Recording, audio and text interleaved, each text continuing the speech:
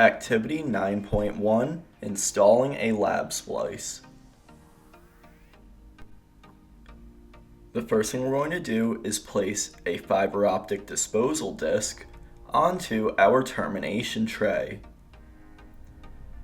We will then be cleaving our cable with one end terminated to 5 millimeters.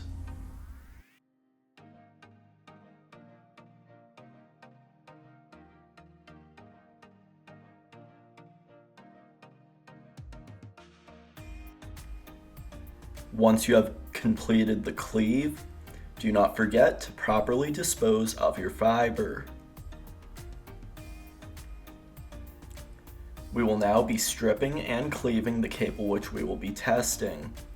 We will be testing the spool.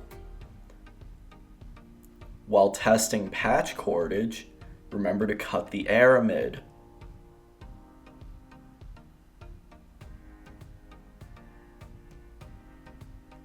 We will be cleaving this to 5 millimeters as well.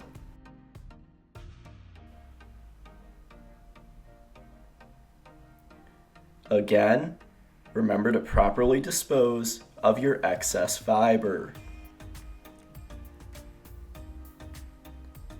We will now be plugging in one end of our test cable into a visual fault locator.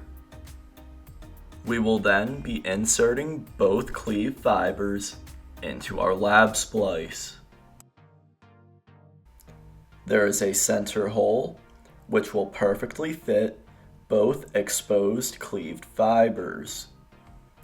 While inserting the fibers, gently apply pressure until they stop themselves. If all light is passing through the cable with the visual fault locator on, this indicates a good cable.